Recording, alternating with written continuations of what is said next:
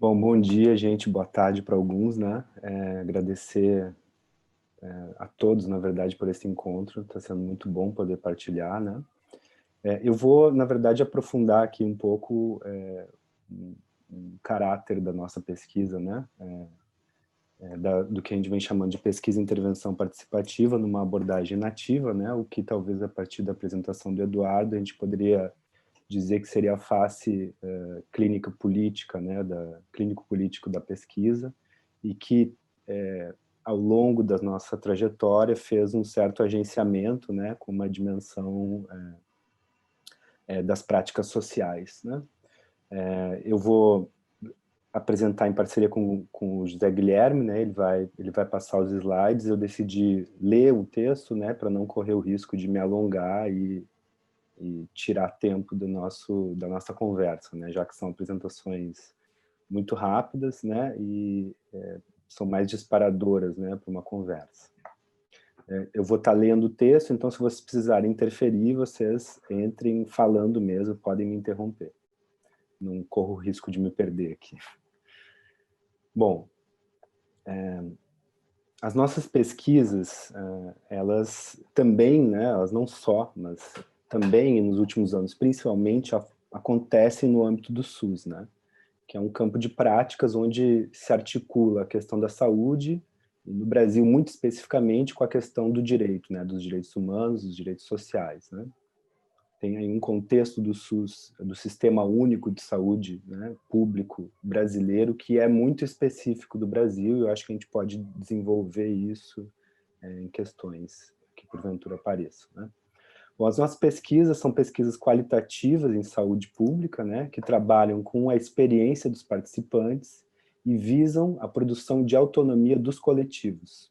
Que coletivos são esses? Né? Trabalhadores e usuários do sistema de saúde. Na saúde mental, coloca-se o problema de pensar a autonomia em um campo marcado pela tutela e pelo silenciamento da experiência do usuário. Como acompanhar processos de autonomização e reposicionamento subjetivo de sujeitos diagnosticados como doentes mentais e tratados de modo tutelar. Buscamos estudar práticas de fomento da autonomia em grupos e instituições no campo da saúde. Através da abordagem nativa, entendemos a autonomia não como propriedade de indivíduos, não exatamente como independência, né? Mas como sempre, de algum modo, uma autonomia coletiva. Ganha importância para esses estudos, né, o conceito de cogestão, que em inglês seria co-management, né? Tanto nas pesquisas acerca, né, da gestão autônoma da medicação, que foi o campo principal do Nativos, né, como em outras pesquisas, como, por exemplo, a pesquisa com uma equipe de saúde que trabalhava com população em situação de rua, foi outro campo de pesquisa do Nativos. Essas práticas sociais, né, na saúde mental, né, são práticas marcadas por uma aposta na participação dos diversos atores envolvidos, e também pelo agenciamento de diversos saberes. Do campo da saúde, saberes do campo da saúde, mas também dos saberes populares, né? E do nosso, como é o nosso interesse, um tema importante para o grupo, né? Saberes da experiência, saber da experiência de trabalhadores e usuários. Estudar práticas cogestivas, transdisciplinares, participativas, complexas, requer que a metodologia de pesquisa seja ela mesma participativa. Queremos apresentar aqui nossa abordagem de pesquisa e intervenção participativa, inspirada pela concepção de autonomia presente na teoria nativa. Abordaremos, em articulação, uma ferramenta de gestão do processo de trabalho em saúde, criada no SUS, o apoio. Em algumas situações, nas pesquisas com trabalhadores da saúde, nossas pesquisas de intervenção participativa se transformaram no que denominamos pesquisa-apoio. O apoio, em nossas investigações, é, ao mesmo tempo, dispositivo de pesquisa e intervenção e uma dimensão de nossas pesquisas no campo da saúde. Bom, na América Latina, A pesquisa e intervenção se consolidou como uma prática de pesquisa no campo das ciências humanas, que derivou da pesquisa-ação de Kurt-Lewin. A pesquisa-ação de Kurt-Lewin, né, buscava produzir efeitos no campo pesquisado. Essa foi a novidade que ela trouxe, né? Mas esses efeitos, no âmbito da pesquisação, eram efeitos desejados e pré-determinados. Já na pesquisa e intervenção, há uma recusa de tal pré-determinação. Há uma abertura maior, a gente pode dizer, aos efeitos da pesquisa no campo, às possibilidades desses efeitos. A pesquisa e intervenção no Brasil teve forte influência da análise institucional francesa, Luhot, Lapassade, Guattari, e também de correntes críticas de luta pela autonomia e pela democracia na América Latina, tais como a pedagogia libertária. No Enativos, nos filiamos a essa última tradição, né, da pesquisa e intervenção, realizando o que chamamos de pesquisa e intervenção participativa. Contudo, vamos tomar tanto a intervenção quanto a participação através de uma abordagem, através de um olhar da enação. Entendemos que a cognição, entendendo, né, que a cognição é criadora e que, assim, a pesquisa não representa a realidade, toda pesquisa, de um modo ou de outro, é intervenção. Intervenção porque todo ato de pesquisa produz efeitos de produção de realidade e, logo, para a gente, de produção de subjetividade, ou seja, coemergência de si e de mundo. Na abordagem nativa, o caráter interventivo da pesquisa não responde a um programa pré-estabelecido pelo pesquisador, nem mesmo diz respeito a transformações sofridas pelo campo pesquisado. Para nós, a intervenção, talvez intervenção não seja o termo mais adequado, né, mas vindo dessa tradição a gente manteve ele, mas de todo modo, o importante é dizer que a intervenção para a gente é perturbação mútua. Perturbação entre sistemas que se acoplam estruturalmente, pesquisa e campo. A ideia de perturbação pressupõe, assim, uma participação da pesquisa no sistema pesquisado e vice-versa.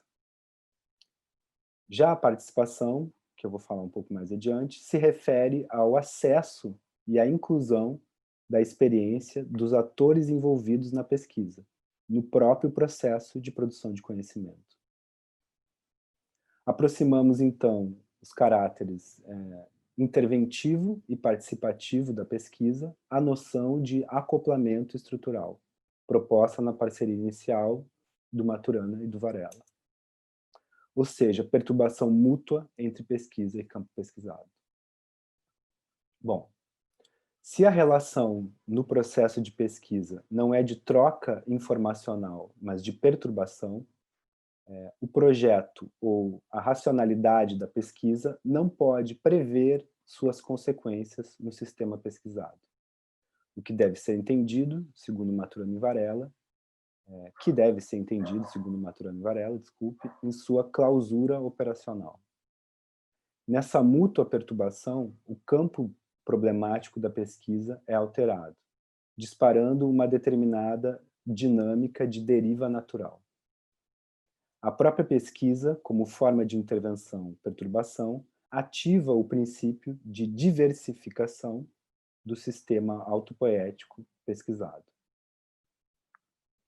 A perturbação se dá em uma dimensão que é pré-refletida e que alcançará o campo reflexivo da consciência com um significado já determinado pela estrutura da unidade perturbada.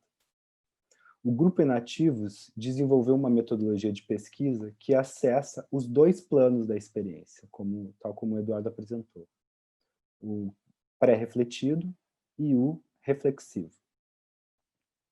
A direção investigativa vai do plano refletido em direção ao plano pré-refletido. A dimensão pré-refletida é como uma franja da consciência, que vai se aproximando de um sem-sentido, de um si vazio de si, como designou Varela. Uma franja da consciência que se expressa de modo não representacional, como um sentido-sentido, um felt meaning, para usar o conceito da Claire Petitmanjan. A experiência de perturbação é, para o nosso grupo, algo que se pode acessar, na medida em que vamos desmontando os automatismos sociais e os automatismos egóicos que nos prendem à experiência vivida e consciente para chegar ao plano do devir consciente, o becoming aware que o Varela falou. Ou a um aquém do sujeito que se confunde com o plano coletivo de subjetivação na leitura de Deleuze-Guattari. Nossa aposta é que o dínamo da pesquisa está no plano relacional entre os sujeitos envolvidos. É no plano relacional situado onde se dá o processo de produção de subjetividade e também o processo de produção de conhecimento. Contudo, esse plano de produção figura sempre como oculto ou ponto cego para um sujeito cognoscente. Em termos metodológicos, a abordagem nativa se interessa pelo acesso à experiência. Por exemplo, a experiência de ver alguma coisa não pode ser considerada sem levarmos em conta o ponto cego desse ver, o que nos obriga a uma atenção aos momentos de breakdown em que a experiência se apresenta em sua espessura enativa, como experiência vivida de modo consciente por um si e como experiência pré-refletida de um si vazio de si, que tomamos como plano de subjetivação, a condição de possibilidade dos sujeitos que somos.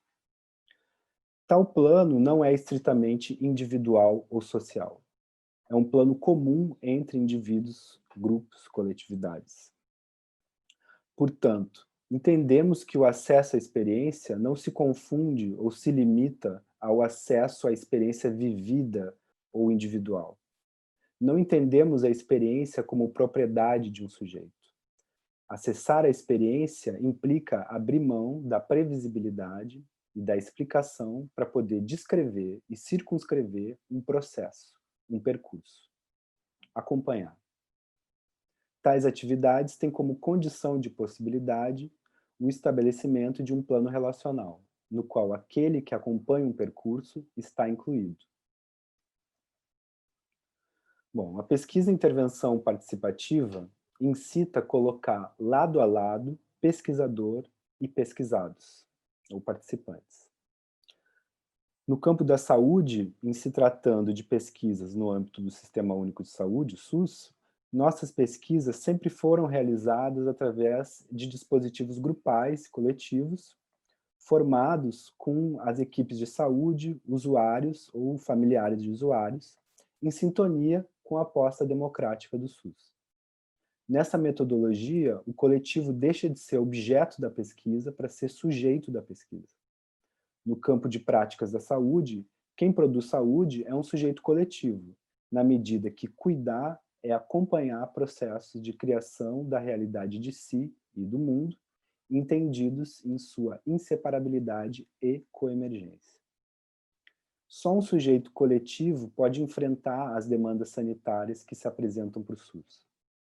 Nesse sentido, a metodologia que criamos faz um importante deslocamento ao construir ferramentas de acesso à experiência desse sujeito coletivo ou impessoal, que está entre os sujeitos individuais e que se localiza no plano das relações.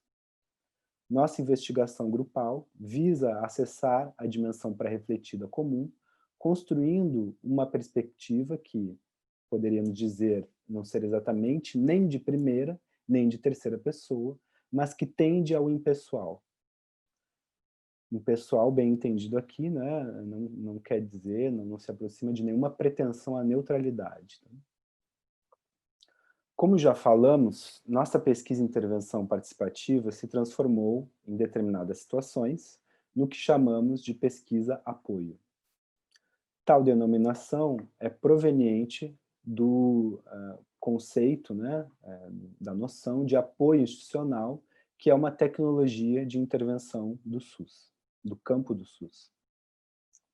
O apoio incide, como tecnologia do SUS, né, incide sobre o trabalho de uma equipe de saúde, visando transformar relações de poder e de saber presente nas instituições e buscando criar condições para que um coletivo crítico possa emergir na equipe apoiada, e que esse coletivo possa, ele mesmo, produzir análises e transformações sobre suas práticas, assumindo compromissos conjuntos, procurando transformar os processos de trabalho. A tarefa do apoiador institucional no âmbito do SUS consiste em acompanhar os grupos de trabalhadores dos serviços de saúde e auxiliá-los a instaurar processos de cogestão que permitam transformar os processos de trabalho. Quando o apoio se transforma em uma qualidade de um dispositivo de pesquisa, em uma pesquisa-apoio, o objetivo da pesquisa passa a ser a promoção da autonomia coletiva no processo de produção de conhecimento. Quando um grupo se constitui como uma unidade autopoética de terceira ordem, emerge uma fenomenologia própria. E para a gente usar o termo do Joyce Canguilhem, uma normatividade que corresponde à produção de autonomia coletiva. Essa autonomia emergente pode ou não ser produtora de autonomia das unidades, componentes do sistema. No caso de um organismo, por exemplo, a autonomia das unidades, as células, é limitada. No caso de uma sociedade, a autonomia das unidades pode ser maior ou menor, a depender do tipo de organização do sistema. No caso dos dispositivos grupais da pesquisa-apoio, nos interessa fomentar uma autonomia coletiva que permita, ao mesmo tempo, uma ampliação da autonomia das unidades. Daí a aposta cogestiva e democrática também da nossa pesquisa e intervenção. Uma expressão da produção de cuidado e autonomia coletiva é um efeito de reposicionamento subjetivo dos sujeitos envolvidos no processo de pesquisa. No entrecruzamento entre conhecer e cuidar, o processo da pesquisa é, ao mesmo tempo, participativo e interventivo. A pesquisa apoia processos de reposicionamento subjetivo dos participantes e processos de transformação e fortalecimento dos coletivos pesquisados, de modo a fortalecer o seu caráter autopoético. Bom, nas pesquisas GAN, né, as pesquisas com a gestão autônoma da medicação, experimentamos a pesquisa-apoio, pois além dos grupos com usuários e familiares, né, com os quais a gente pesquisava, apoiamos processos de criação de autonomia coletiva de trabalhadores que lidavam com o problema da medicação psiquiátrica no serviço de saúde mental. O objetivo não era simplesmente, o objetivo da nossa pesquisa, né, no seu sentido de pesquisa-apoio, não era simplesmente implementar um grupo GAN, mas disparar processos de transformação do processo de trabalho no serviço de saúde a partir da presença dos grupos GAN. Procurávamos criar possibilidades de novos acoplamentos estruturais, ampliando a capacidade do sistema ser perturbado de forma não destrutiva, isso é, preservando sua autonomia, e também a autonomia dos seus componentes através da cogestão. Na pesquisa GAN, o Guia GAN procura gerar não apenas o acesso à experiência pessoal do usuário de medicamentos psiquiátricos, mas disparar processos de coletivização de questões que, de um modo ou de outro, afetam a todos. Bom, a gente entende que tem dois componentes aí, né, que perpassam essa pesquisa-apoio, né? O primeiro componente, então, seria o manejo cogestivo, né? O manejo cogestivo, que a gente chama de manejo... Akan, só avisando para ir encaminhando para o final, que a gente está no tempo. Já. Tá? Então não adiantou, tá bom. O que a gente chama de manejo cogestivo em um grupo é a construção de condições de acesso à experiência pré-refletida. Bom, como falamos, o acesso à experiência que garante a participação não se restringe ao acesso às experiências individuais, né? Para permitir a constituição e a continuidade dos grupos, é preciso garantir uma autonomia propícia à reprodução, isso é, garantir a descompartamentalização do grupo, que seria o que a gente pode entender como quebra de especialismo, né, de pontos de vista fechado, e a distribuição das funções. Por isso mesmo que o manejo ele começa centralizado e trabalha para sua própria distribuição. Então, o primeiro gesto do manejo cogestivo no grupo seria o de, como a gente falou já, de lateralização, né?